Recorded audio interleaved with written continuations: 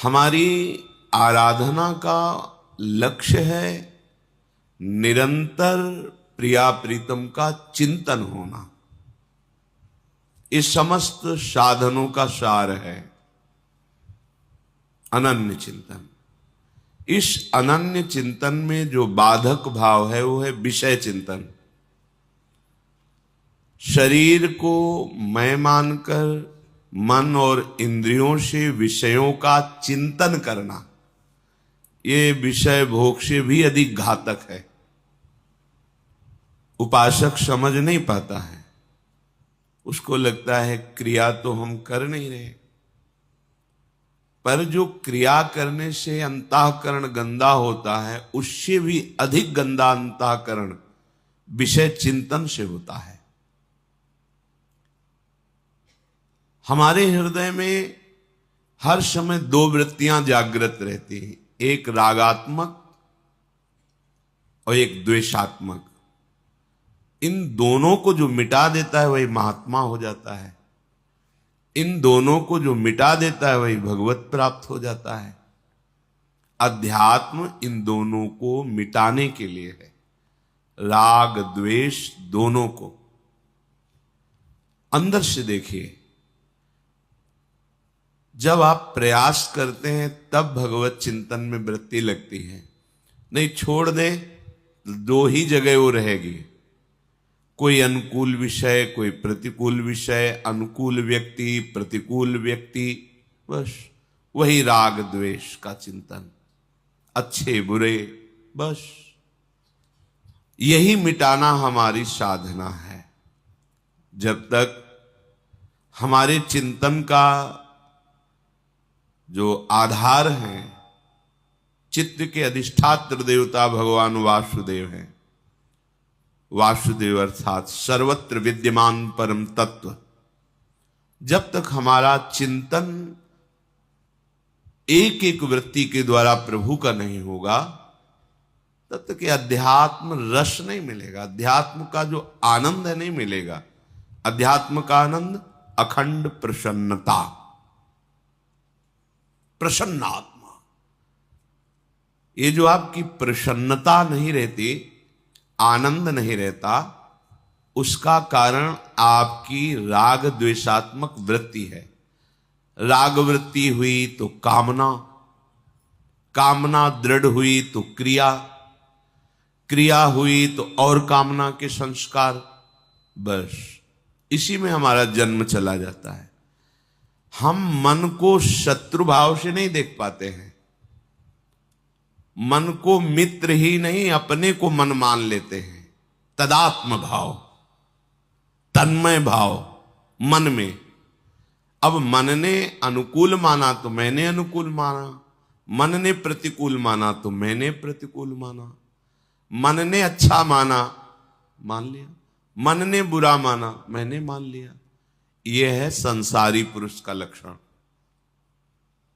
साधक उपासक मन की मान्यता को शास्त्र में देखता है, ये शास्त्र सम्मत है कि नहीं, गुरु के वचनों से मिलाता है, अध्यात्म के सिद्धांतों से देखता है।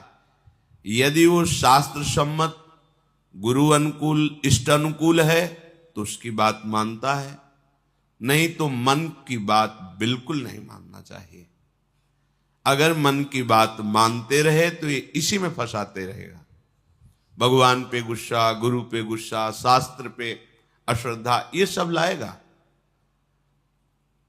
आपको लगेगा कि परमार्थ में कोई आनंद ही नहीं, जबकि आनंद नहीं, आनंद समुद्र है जहां दुख का लेश नहीं है। तो हमारी आंतरिक सुधार वृत्ति चिंतन में होनी चाहिए। क्रियाओं में तो आप घेरे के अंदर हैं, समाज का भय है, कहीं ना कहीं कानून का भय है, प्रभु का भय है, कई तरह के भयों से हम बचे हुए हैं। पर आंतरिक चिंतन में तो कोई भय नहीं ना, न समाज का भय, न कानून का भय, न भगवान का भय। कोई गलत तो कर नहीं रहा हूं, उपासक ऐसा सोचता है। पर अंदर ही अंदर जो विषय चिंतन हो रहा है, विषयान ध्यायतश्चित्तम विषयेषु विसज्जते माम नुस्मरतश्चित्तम मय्येव प्रविलीयते। श्री भगवान के वचन है। जो उपासक विषय चिंतन करता रहता है, 5 ज्ञानेंद्रियां हैं, 5 कर्मेंद्रियां हैं, 5 ज्ञानेंद्रियों के द्वारा विषय चिंतन होता है और कर्मेंद्रियों के द्वारा क्रियाएं होती हैं। रूप चिंतन, स्वाद का चिंतन, स्पर्श सुख का चिंतन, घ्राणेन्द्रिय का चिंतन। घ्राणेन्द्रिय सौरभ से संबंध रखती है। हम इन्हीं इंद्रियों के चिंतन में अगर भोग सामग्रियों पर विचरते रहे, चाहे वो देह हो, चाहे वस्तु हो, चाहे स्थान हो, चाहे व्यक्ति हो, तो परमार्थ किसे कहते हैं आप कैसे जान पाएंगे? बातें बनाना परमार्थ थोड़ी होता है। परमार्थ तो होता है मनोनिग्रह, इंद्रिय निग्रह। मन को समाहित करके आराध्य देव में लगा देना, चाहे नाम में, चाहे रूप में, चाहे लीला में, आराध्य देव में। अब इंद्रियां जिस विषय में विचरण करना चाहती, छूट दे दी। मन जिस विषय में, तो फिर आप साधक किस बात के हैं? आपकी साधना क्या हो रही? विषयों का चिंतन विषय क्रिया से भी अधिक घातक उपासक को मानना चाहिए। विषय चिंतन में जहां मन जाने लगे डर जाओ, क्योंकि रजोगुण इतना भयानक है कि कहीं कहीं तमोगुण से भी ज्यादा यह भयानक स्थिति पैदा कर देता है। तमोगुण में प्रधानता निद्रा, आलस्य, सत्कर्म में प्रमाद, मूढ़ता, ये। लेकिन रजोगुण में भोगात्मक क्रियाएं और उनका विरोध होने पर भयंकर क्रोध, हिंसा आदि तमोगुण से भी बड़ा ये मन को मलिन करने वाला रजोगुण है। ध्यायतो विषयान पुंसा संगस्तेषुपजायते संगात संजायते कामः कामात् क्रोधो भिजायते क्रोधात् भवति सम्मोहा सम्मोहात् स्मृति विभ्रमा स्मृति भ्रंशात् बुद्धिनाशो बुद्धिनाशात् प्रणश्यति। सर्वनाश किससे हो गया? ध्यायतो विषयान पुंसः, विषयों का चिंतन करने से सर्वनाश हो गया। क्या आप कभी ऐसा हृदय में डरे हैं विषय चिंतन होने पर? नहीं। बहे चले जा रहे हैं जहां मन लिए जा रहा है। ये मन बंदर की तरह छलांग लगाता है, इस शाखा से उस शाखा, शाखा प्रशाखा, ऐसे घूमता रहता है। इस विषय से उस विषय, इस व्यक्ति से बेमतलब व्यर्थ में हमारा बड़ा कीमती समय ये व्यर्थ में नष्ट करता है। साधक उपासक इसी को सार्थक करता है। बार बार विषय, व्यक्ति, वस्तु, स्थान से हटाकर प्रभु के नाम रूप लीला धाम में लगाता है। यदि आप ये शिथिलता रखेंगे कि जो चिंतन हो रहा होने दीजिए, तो आप देख लीजिए संगास्तेषुपजायते, जब विषय चिंतन करेंगे तो उस विषय के संग की आकांक्षा, कामना प्रबल हो जाएगी। जो विषय, कोई भी भोग क्रिया पहले चिंतन में होती है, बाद में क्रिया में आती है। चिंतन में संभाल लिया तो संभल गया, चिंतन बिगड़ गया तो अब फिर क्रिया से जो परिणाम होता है वो हो जाएगा अंतःकरण मलिन होना, दुर्वासनाओं का राज्य हो जाना। हमें चिंतन पर विशेष जोर देना है। जहां चिंतन विषयों का हुआ तो निश्चित उसकी संग की इतनी व्याकुलता होती है, और उस व्याकुलता में अनुकूलता मिली तो बहुत सी कामनाएं और जागृत हो जाएंगी। प्रतिकूलता मिली तो क्रोध जागृत हो जाएगा। वो भगवान पे क्रोध करेगा, गुरु पे क्रोध करेगा, अवहेलना, नास्तिकता आने लगेगी, भगवद स्मृति नष्ट हो जाएगी। बुद्धि निर्णय करने लायक नहीं रह जाएगी। बुद्धि का नाश सर्वनाश, बुद्धिनाशात प्रणश्यति, उसका नाश हो गया। हम विषय चिंतन क्यों करते हैं? सुख के लिए, आनंद के लिए, प्रसन्नता के लिए।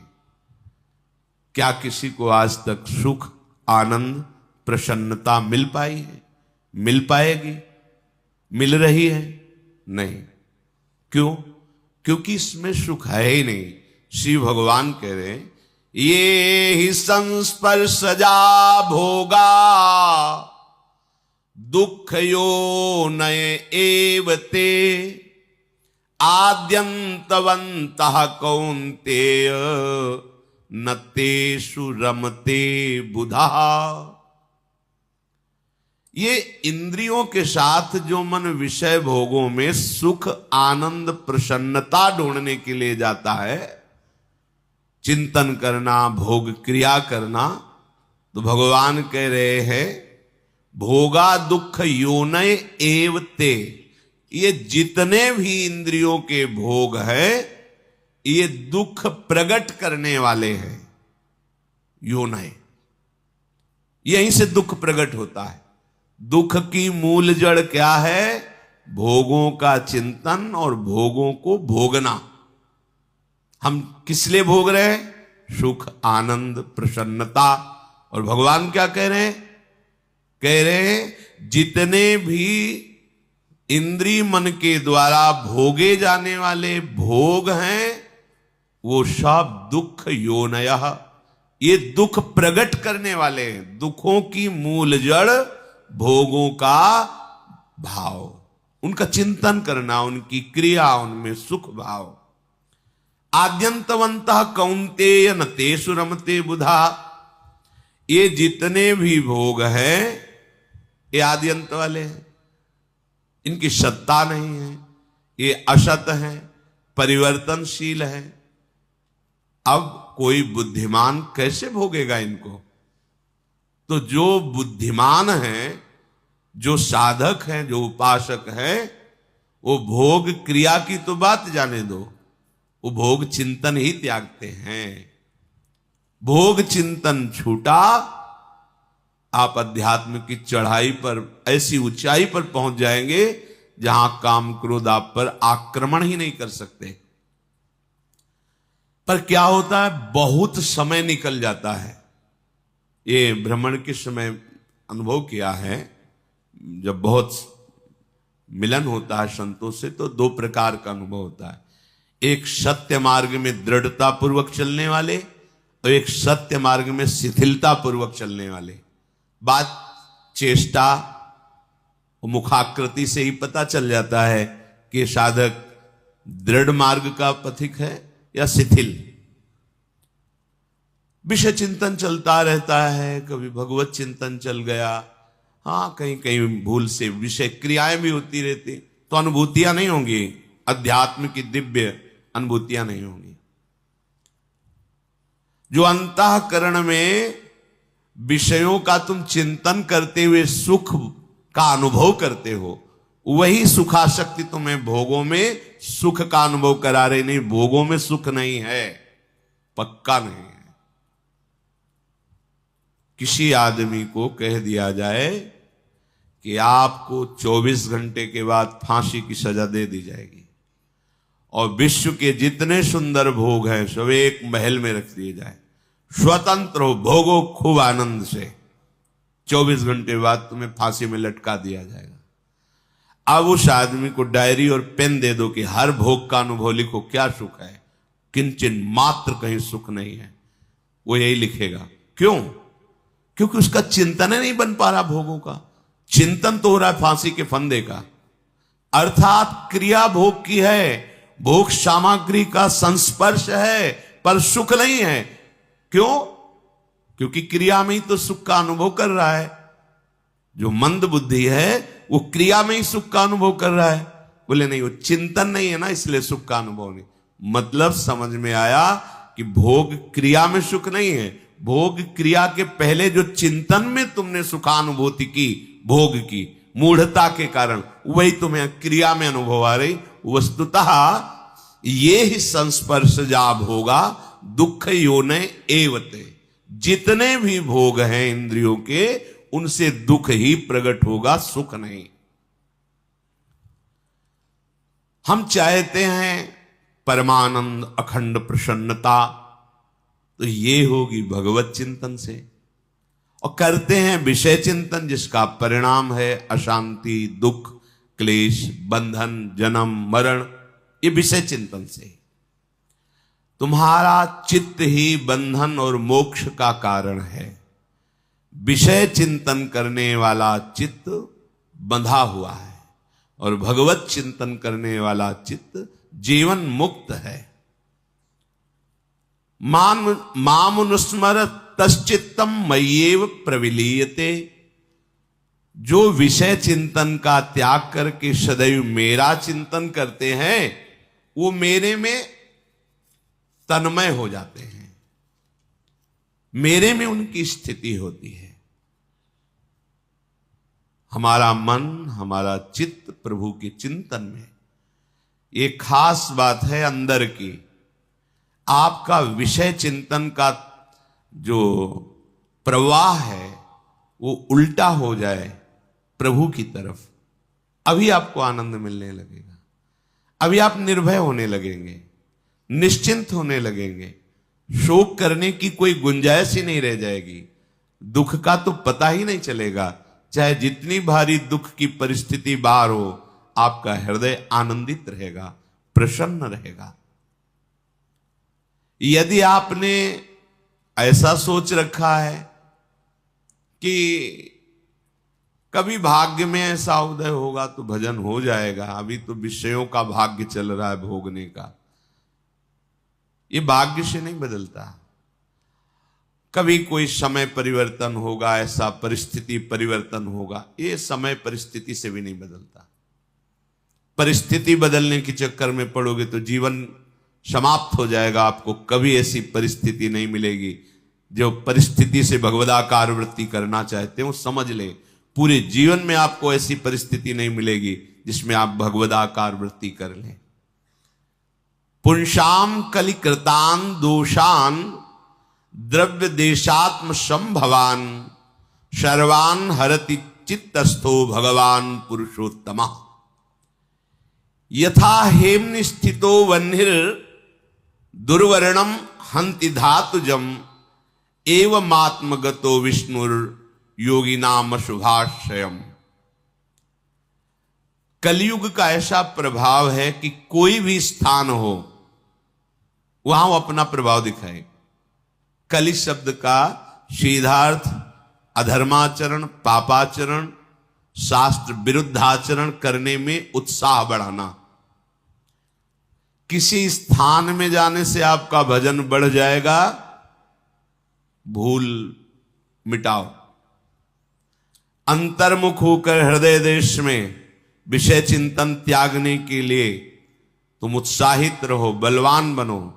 यही भजन होता है। यहां बाहर कहीं स्थान, सब जगह जहां भी जाओगे वहां कलयुग अपना प्रभाव फैलाए हुए है। पुंसाम कलिकृतान दोषान द्रव्य देशात्म संभवान। कोई भी वस्तु, इसके खाने से भजन बढ़ेगा, भूल जाओ। उस व्यक्ति के पास जाने से भजन बढ़ेगा। सभी के अंतःकरण में, हरिवंश महाप्रभु जी कह रहे हैं, पाए जान जगत में सब जन कपटी कुटिल कलयुगी टंचु। तो इसलिए मेरी सो भैया कृष्ण गुण संचु। बस प्रभु के नाम रूप लीला गुण का गायन चिंतन, यही जिस स्थान पे जाओगे कलयुग का प्रभाव नहीं पड़ेगा। जिस व्यक्ति से मिलोगे कलयुग का प्रभाव नहीं पड़ेगा। यदि अंदर नाम चल रहा है, भगवत चिंतन चल रहा है, ये बाहरी प्रभाव से प्रभावित होकर के आप भगवत सिद्धि प्राप्त करना चाहो तो अब बड़ा कठिन है। सर्वान हरति चित्तस्थो भगवान पुरुषोत्तम। यदि भगवत चिंतन कर रहे हो तो कलयुग के सारे दोषों का अपहरण कर लेता है भगवान का चिंतन। खास बात समझो, ये हृदय में इस अंतर्मुख होने के लिए बात कही जा रही। बाहर भाग लो तो कितना भागोगे, जहां भाग करके जाओगे। जिस यहां का राजा कलयुग है, इस युग में प्रायः भोग प्रवृत्ति, अधर्म प्रवृत्ति, पापाचरण, इसकी वृद्धि होगी। युग धर्म का प्रभाव होता है। फिर हमें कैसे भगवत प्राप्ति होगी? तो कह रहे सर्वान हरति चित्तस्थो। देख लो, चित्त में यदि तुम्हारा भगवान पुरुषोत्तम, भगवान श्री कृष्ण का चिंतन हो रहा है तो सर्वान हरत, सब दोषों को हर लेंगे। खास बात पकड़िए, बैकुंठ धाम ब्रह्मावर्त बिठूर जब भ्रमण कर रहे थे तो कुछ दिन रुके तो एक साधक ने दिखाया, देखो देखो महाराज, गंगा जी में देखो क्या हो रहा है। तो वहां कुछ बाहरी लोग आए हुए थे, ऐसे घृणित चेष्टाएं कर रहे थे जो किसी तरह क्षम्य नहीं है, अक्षम्य अपराध कर रहे थे। गंगा जी में अक्षम्य अपराध जनित घृणित लीलाएं, क्या हुआ? चित्त दूषित है। तो परम पावन भगवती भागीरथी में खड़े होकर पाप कर रहा है वो। कई बच्चे, कई ऐसे परिवार थे। मध्याह्न का समय था तो एक साधक ने देखो महाराज, हमने तो देखते ही रहते थे। साधक को ऐसा नहीं होना चाहिए कोई दृश्य देखे घबरा गया या तन्मय हो गया या कामातुर हो गया या कुछ नहीं। लक्ष्य का इतना दृढ़ विश्वास और पक्का होना चाहिए कि सामने उसके साथ वो आगे निकलता चला है। साधक ऐसे नहीं एकदम लुजलुजा स्वभाव, कोई दृश्य देखा घबरा गया, कोई दृश्य देखा